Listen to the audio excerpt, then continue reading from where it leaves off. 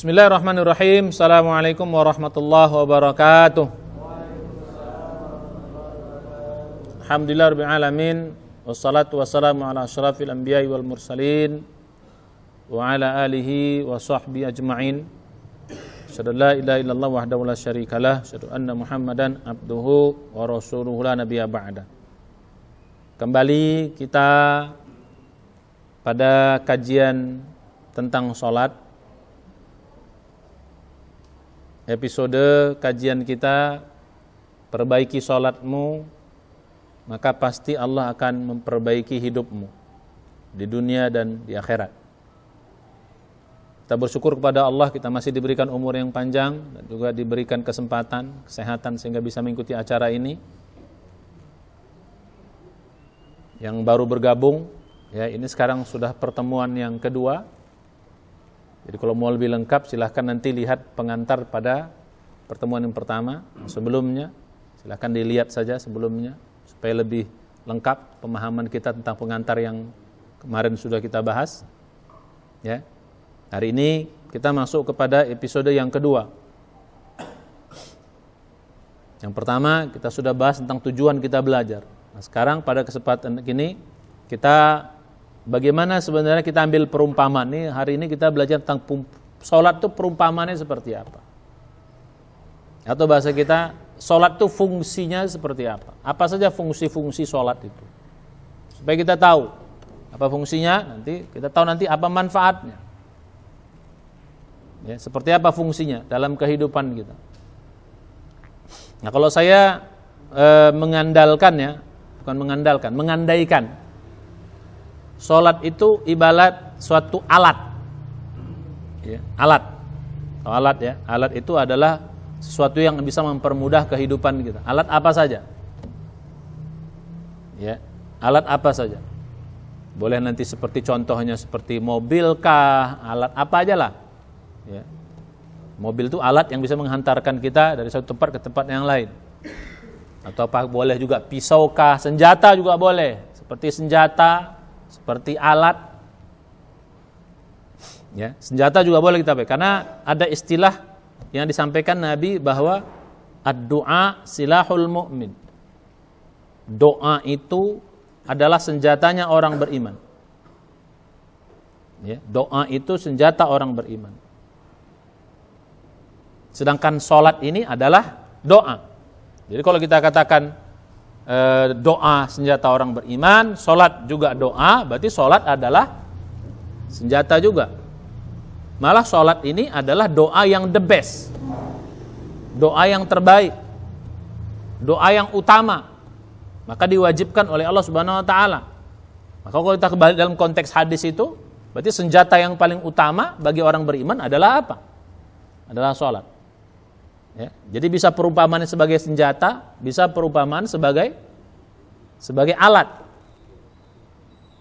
Nah, yang namanya senjata ini akan bagus, senjata ini akan bisa kita gunakan dengan baik kalau senjatanya bagus kan gitu.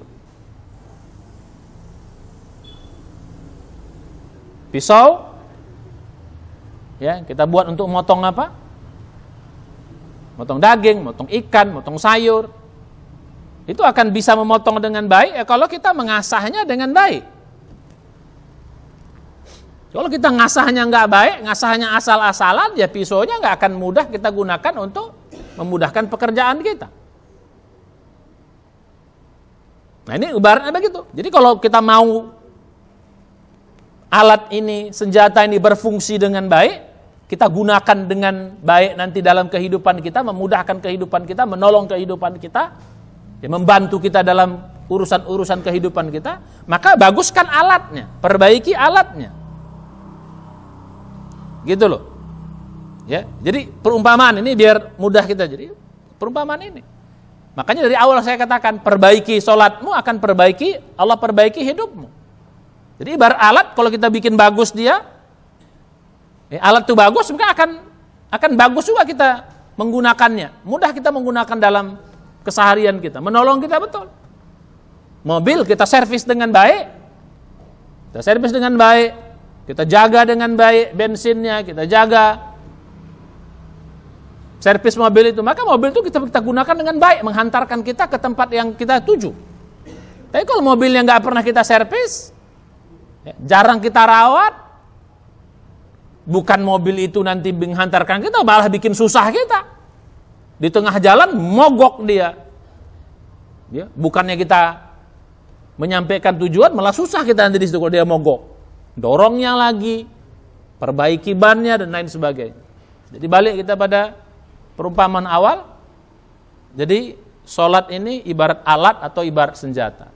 Dia akan memudahkan pekerjaan kita, memudahkan kehidupan kita kalau sholatnya atau alatnya baik, bagus. Maka perbaiki dengan bagus. Itu perumpamaan pertama. Ya, jadi makanya Allah sebenarnya sayang sama kita, sama hambanya. Allah tahu hidup ini memang Allah ciptakan hidup ini penuh dengan ujian. Memang kita hakikat hidup kita memang untuk diuji oleh Allah Subhanahu wa taala. Ujian itu bikin kita hebat. Ujian itu bikin kita semakin ya kuat. Ya, dengan ujian-ujian itu. Ya, mungkin semakin kita mulia, semakin tinggi derajat kita dengan ujian-ujian. Itulah kita diuji oleh Allah Subhanahu wa taala. Dalam surat ke-67 ayat 2 Allah mengatakan hidup kita untuk diuji. Alladzi khalaqal mauta wal hayata liyabluwakum ayyukum ahsanu amala. Diciptakan kehidupan kita dan kematian kita untuk menguji kita siapa yang terbaik amalnya. Ujian. Nah, Allah tahu ujian ini berat. Tapi Allah tidak biarkan kita sendirian untuk menghadapi ujian itu. Allah kasih alatnya. Kalau kalian pakai alat nih, kalian bisa menghadapi ujian dengan baik. Pakai alat ini. Apa alat itu? Ya sholat. Ini alat yang paling utama. Walaupun ada alat-alat yang lain, tapi alat yang paling utama itu adalah sholat. Jadi kalau kita bisa menghadapi ujian dengan baik, kesulitan hidup, masalah hidup, beban hidup, ya, perjuangan hidup, itu akan bisa kita lewati dengan baik apabila kita menggunakan alat ini. Apa alat itu? Itu adalah sholat. Makanya kalau kita ingin bisa menghadapi kehidupan ini dengan lebih mudah, baguskan sholat kita. Ini alat yang Allah beri. Cuman sayang banyak orang tidak menggunakan alat ini dengan baik gitu loh. Ya akhirnya hidupnya jadi berantakan, hidupnya jadi sulit. Karena alat yang dikasih nggak dipakai. Sama seperti ada orang dikasih pisau, ya, untuk ibu-ibu misalnya di dapur ada pisau, dikasih pisau untuk ya motong daging, motong sayur, motong ikan. Tapi pisaunya nggak dipakai, motong. Atau dipakai motong, tapi pisaunya tidak diasah dengan baik. Akhirnya pisaunya kan jadi tumpul. Ya kalau pisaunya tumpul, motong dagingnya nggak kelar-kelar. Begitu loh. Ya, motong ikan ya nggak bisa. Apalagi tumpulnya banget. Orang ngasahnya sembarangan. Ngasah itu kan harus pelan, sampai berdetak. Begitu dia tajam, begitu motong daging langsung cepat. Mudah, motong ikan cepat, motong sayur cepat. Nah begitulah kehidupan kita. Kalau pisaunya benar, senjatanya benar, motong masalah cepat masalahnya selesai. Motong kesulitan cepat kesulitan selesai. Motong ujian cepat ujiannya selesai.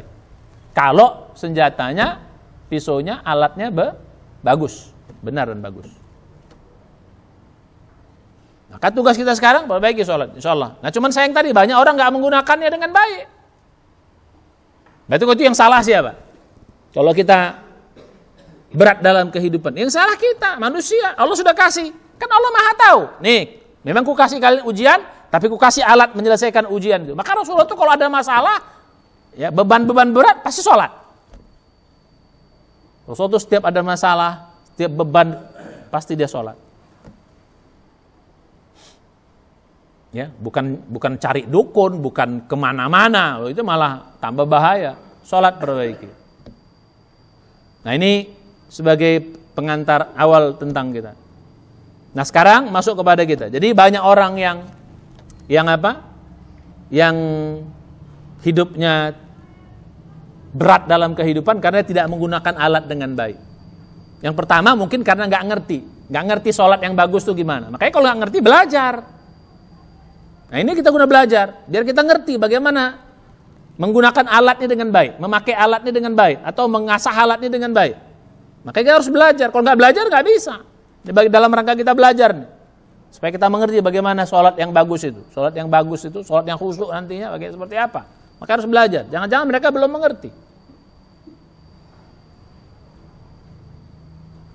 Nah yang kedua, sudah mengerti tapi malas mengerjakannya. Itu jelas tantangan berikutnya. Jadi ada yang sudah mengerti, ya, tapi malas mengerjakannya. Banyak kan orang banyak ilmu, tahu ilmu, tapi tidak diamalkan dengan baik.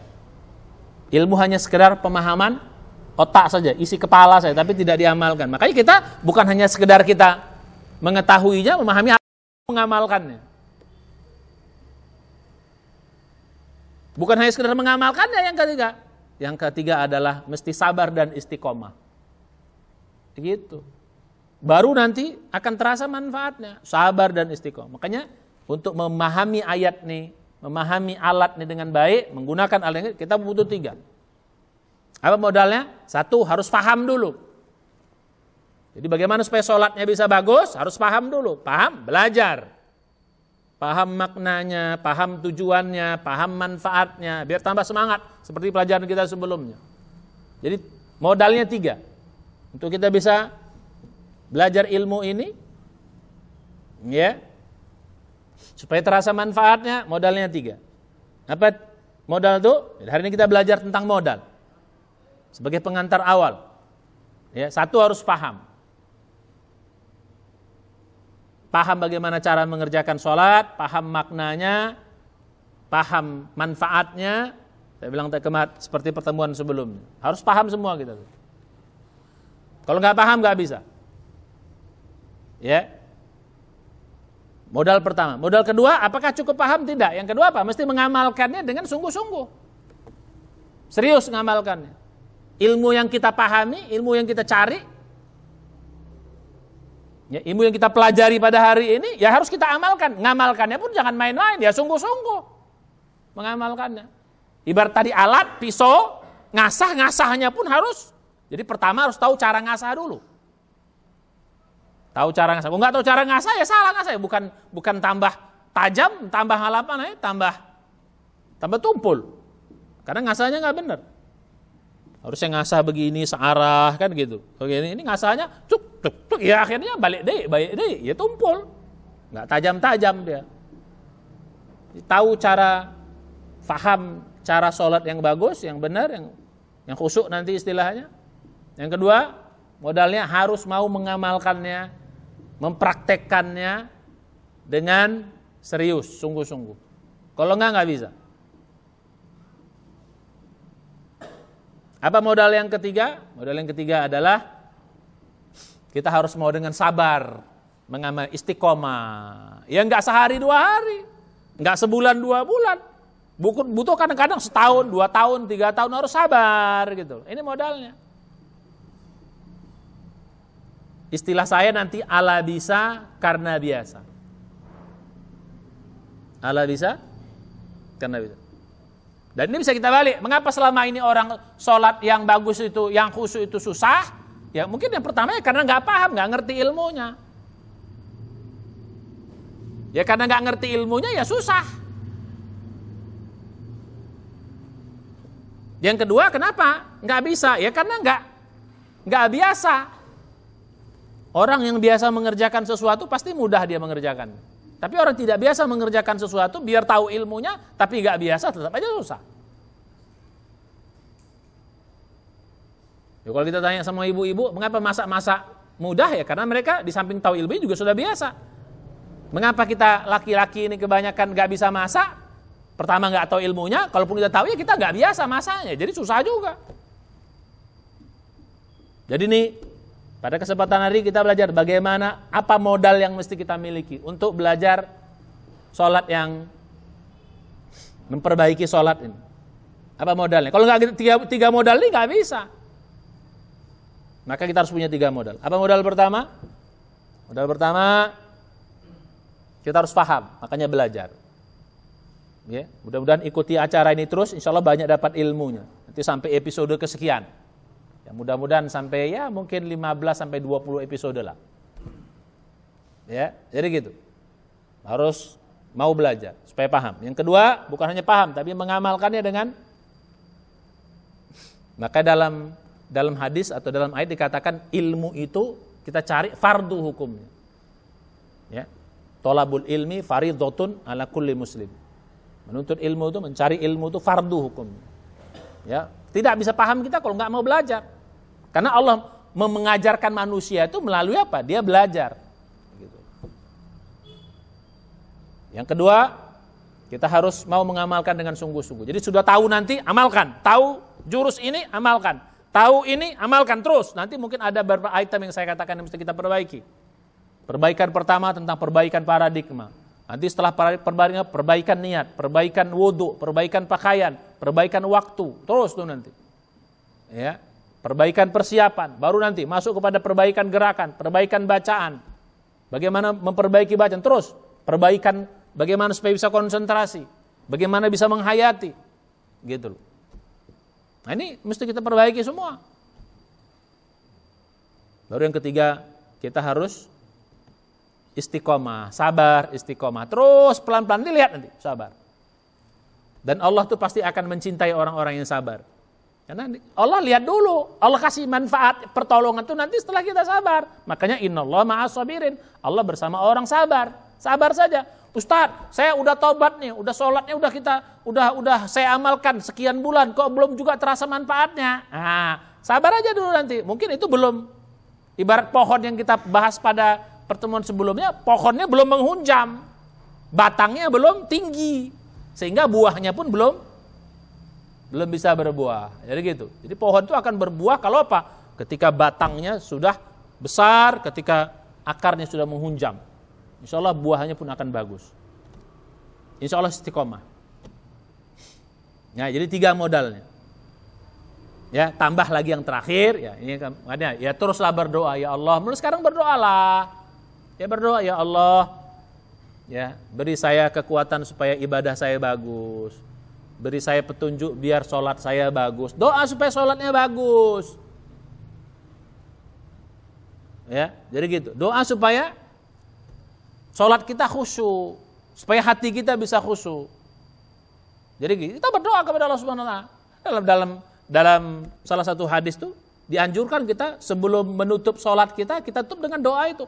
Allahumma a'inni ala dzikrika wa syukrika wa husni ibadatik. Itu doa kita. Berdoa. Apa artinya? Allah tolonglah aku, ini dianjurkan kita, disunnahkan. Setiap kita sholat sebelum salam, ya, terutama sholat maktubah, sholat yang wajib 5 waktu itu, sebelum salam kita disunnahkan membaca doa ini. Allahumma a'inni ala dzikrika wa syukrika wa husni ibadat. Ya Allah tolonglah aku, jadi kita minta tolong sama Allah. Karena kalau nggak Allah nolong kita, nggak bisa kita. Apa yang minta tolong? Ala dzikrika. Untuk senantiasa ingat kepada engkau.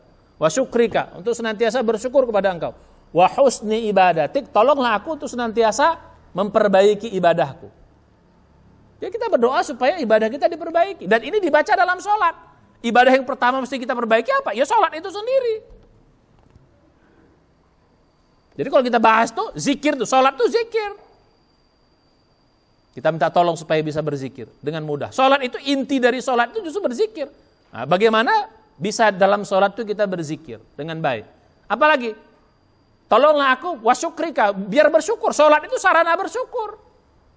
Wahusni ibadatik, ibadah yang terbaik. Sholat itu juga ibadah. Jadi kita minta tolong kepada Allah supaya sholat kita ini menjadi sholat yang the best, sholat yang bagus. Kita minta tolong sama. Dan itu kita baca dalam sholat. Jadi di samping yang modal berapa tadi? Modal yang 3. Paham ilmunya, cari belajar, amalkan dengan sungguh-sungguh, terus ya praktekkan dengan penuh kesabaran istiqomah. Dan yang keempat, sambil kita berdoa kepada Allah di dalam sholat itu sendiri. Sama-sama coba, kita hafal semua nih. Udah baca ini supaya sholat jadi bagus. Allahumma inni ala dzikrika wa syukrika wa husni ibadatik. Allahumma inni ala dzikrika wa syukrika wa husni ibadatik. Allahumma inni ala dzikrika wa syukrika wa husni ibadatik. Ya Allah tolonglah aku untuk senantiasa zikir kepadamu, ingat kepadamu. Ini konteksnya bisa sholat, karena sholat itu intinya zikir. Wa syukrika, dan sholat itu juga intinya bersyukur. Untuk selalu bersyukur kepadamu, baik di dalam sholat maupun di luar sholat. Ingatmu, baik dalam sholat maupun di luar sholat. Wa husni ibadati, ibadah yang terbaik, baik ibadah sholatnya maupun ibadah selain sholat. Kita berdoa Allah Subhanahu Wa Taala. Nah, kalau ini kita baca, insya Allah pelan-pelan sholat kita akan lebih baik, insya Allah. Ini modal pada kesempatan kali ini. Nah, sekarang masuk kita kepada lanjutannya. Nah, kalau sudah kita amalkan, lihat nih pelan-pelan. Ya, belajar terus. Nanti ada aja nanti Allah beri kemudahan tuh. Kalau sudah begini, lihat dia. Kita akan dapat 3. Ya. Apa? Kalau kita sudah melakukan seperti ini? Yang pertama, Allah akan beri petunjuk sama kita. Allah kasih pemahaman-pemahaman nanti yang baik. Oh, rasanya, oh kayak gitu rupanya ya. Ternyata sholat itu, ada Allah kasih pemahaman sama kita nanti. Kita akan diberikan pemahaman oleh Allah Subhanahu Wa Taala. Baik pemahaman ilmu sholatnya maupun pemahaman dalam sholat itu sendiri nanti. Allah kasih ilham, hidayah kepada kita. Nah, itu menunjukkan Allah sudah ijabah doa kita. Nah tuh, ya, Allah berikan pemahaman. Semakin lebih mengerti kita. Oh ternyata begini.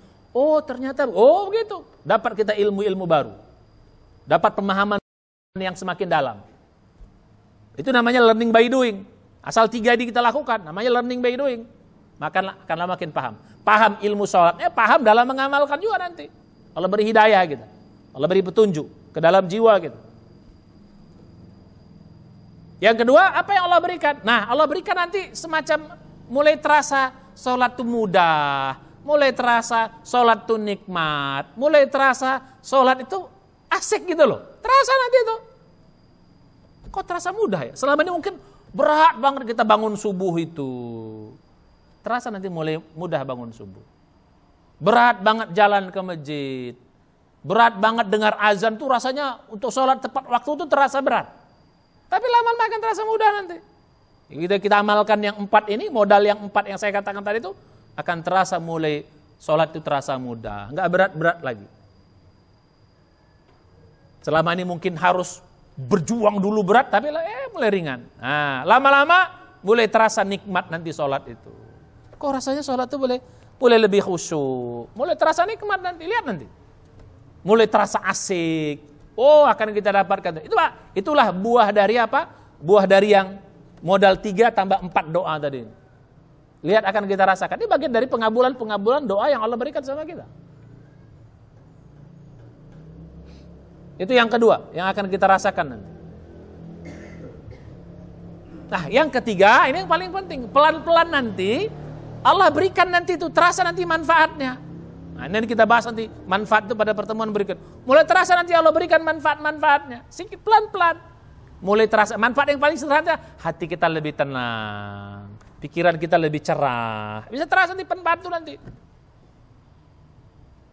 Ya, bagaimana manfaat yang banyak itu kita bahas pada pertemuan episode berikut. Itu kita akan dapat 3 nih ya. Jadi kalau udah kita laksanakan yang 3 modal plus doa yang keempat tadi, kita akan rasakan itu. Satu apa tadi? Kita mulai faham. Mulai mudah kita mencerna ilmu sholat ini. Ya. Mulai juga kita bisa paham nanti dalam melaksanakan sholat itu. Terasa mulai, asik.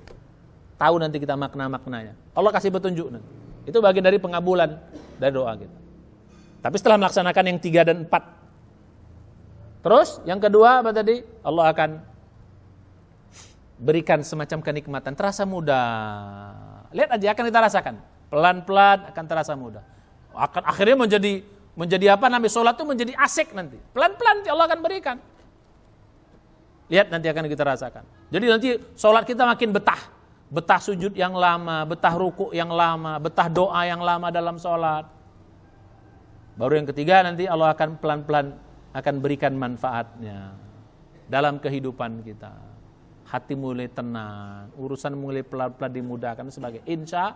Makin lama akhirnya makin terasa kita hebatnya sholat itu, manfaatnya. Insya. Nah, bagaimana manfaat sholat itu nanti yang begitu banyaknya? Manfaat lahir, manfaat batin, manfaat dunia, manfaat akhirat, ya, dan manfaat-manfaat yang lain. Insya Allah kita bahas pada pertemuan berikut, episode berikut. Makanya hadir terus Ya, ikuti terus kajian ini, insya Allah mudah-mudahan bermanfaat ya dalam kehidupan kita. Mari mulai sekarang berazam, ya Allah beri kekuatan aku untuk memperbaiki sholat. Sekarang udah bisa diamalkan ilmunya. Apa diamalkan ilmunya? Mulai sekarang setiap habis sholat, sebelum habis sholat, sebelum salam, mulai baca doa ini. Allahumma a'inni ala dzikrika wa syukrika wa husni ibadatik. Boleh kita baca sampai 3 kali. Ya, ini lihat nanti. Akan diberikan petunjuk oleh Allah SWT. Ya Allah, apa artinya? Ya Allah, tolonglah aku untuk senantiasa mengingatmu, baik dalam sholat maupun di luar sholat. Wa syukrika, bersyukur kepadamu, baik bersyukur dalam sholat maupun bersyukur di luar sholat. Walau wa husni ibadatik, memperbaiki sholat, memperbaiki ibadahku. Biar termasuk ibadah sholat yang sedang kerjakan, maupun ibadah-ibadah selain sholat. Ya Allah, perbaiki semua. Insya mudah-mudahan Allah perbaiki sholat kita, Allah perbaiki hidup kita, Allah perbaiki sampai kita nanti bertemu Allah Subhanahu Wa Taala, dan mudah di akhirat pun Allah bahagiakan kita. Amin ya rabbal alamin. Maka mulai sekarang perbaiki sholatmu, pasti Allah akan perbaiki hidupmu di dunia dan di akhirat. Insya Allah. Mari kita baca hamdalah, hamdulillah alamin, dan doa penutup majelis. Subhanaka Allahumma bihamdika, asyhadu an la ilaha anta, astaghfiruka wa atubu ilaik. Assalamualaikum warahmatullahi wabarakatuh.